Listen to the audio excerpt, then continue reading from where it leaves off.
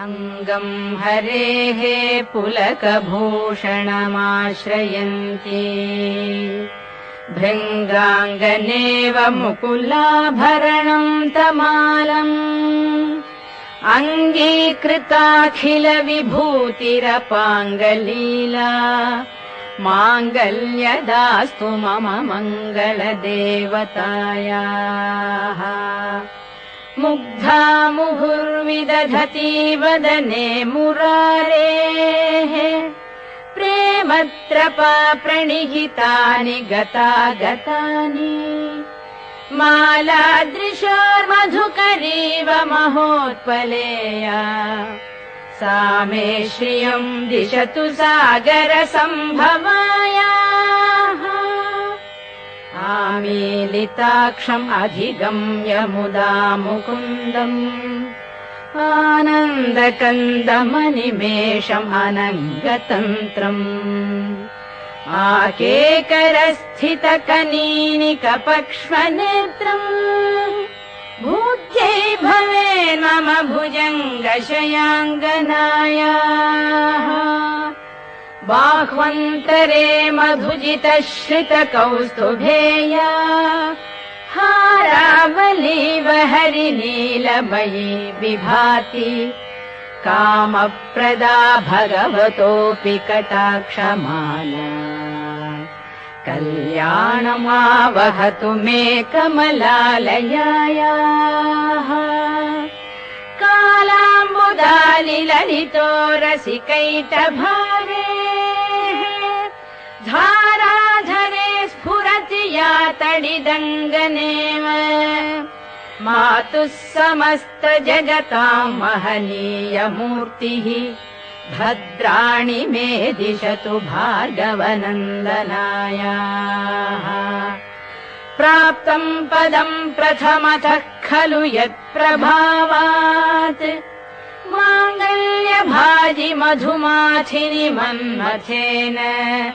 मय्यापतेत् तदिह मन्थरमीक्षणार्थम् मन्दालसं च मकरालय कन्यकायाः विश्वामरेन्द्रपदविभ्रमदानदक्षम् आनन्दहेतुरधिकम् मुरविद्विषोऽपि ईशम् निषीदतु मयि क्षणमीक्षणार्धम् इन्दीवरोदर सहोदरमिन्दिरायाः इष्टाविशिष्टमतयोऽपि यया दयार्द्रदृष्ट्या त्रिविष्टपपदम् सुलभम् लभन्ते दृष्टिः प्रहृष्टकमलोदर दीप्तिरिष्टाम् पुष्टिम् कृषिष्ट मम पुष्करविष्टरायाः दद्याद्दयानुपवनो द्रविणाम्बुधाराम् अस्मिन्न किञ्चन विहङ्गशिशौ विषण्णे दद्याद्दयानुपवनो द्रविणाम्बुधाराम् अस्मिन्न किञ्चन विहङ्गशिशौ विषण्णे दुष्कर्म घर्ममपनीय चिराय दूरम् नारायण प्रणयिनी नयनाम्बुवाहः गीर्देवदेति गरुडध्वज सुन्दरीति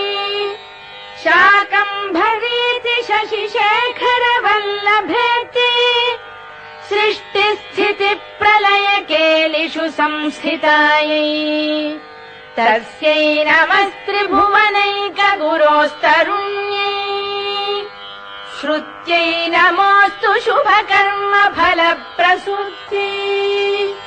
रत्यै नमोऽस्तु रमणीयगुणार्णवायै शक्त्यै नमोऽस्तु शतपत्रनिकेतनायै पुष्ट्यै नमोऽस्तु पुरुषोत्तमवल्लभायै नमोऽस्तु नालीकनिभाननायै नमोऽस्तु दुग्धोदधिजन्मभूम्यै नमोऽस्तु सोमामृतसोदरायै नमोऽस्तु नारायण वल्लभायै नमोऽस्तु हेमाम्बुजपीठिकायै नमोऽस्तु भूमण्डलनायिकायै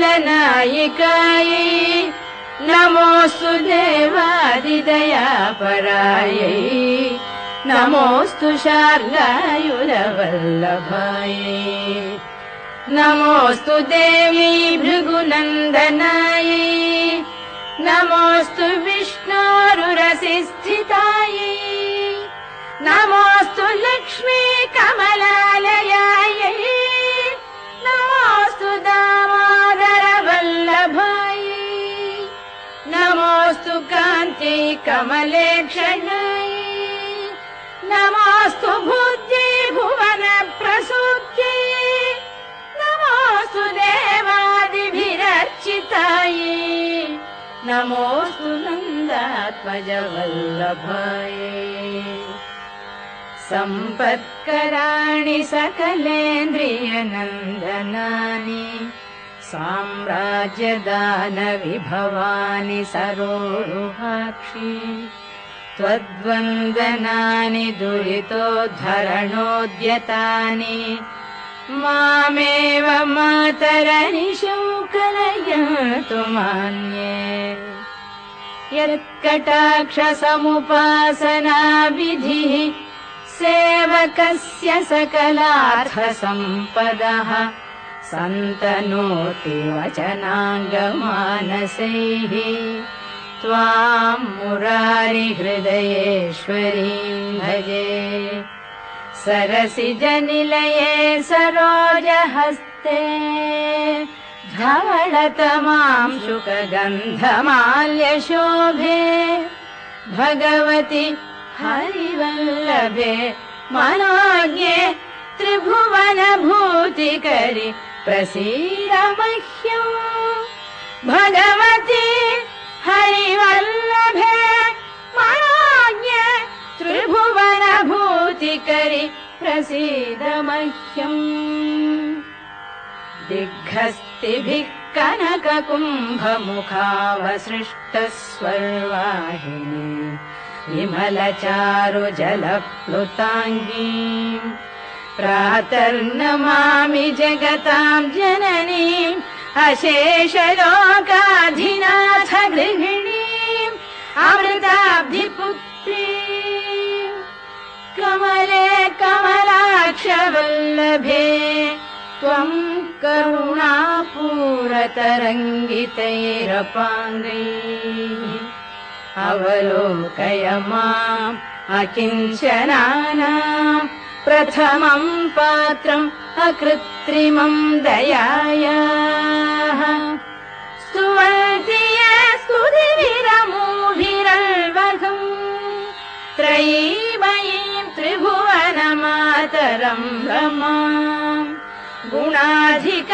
गुरुतर भाग्यभागिनः भवन्ति ते भुवि बुधभा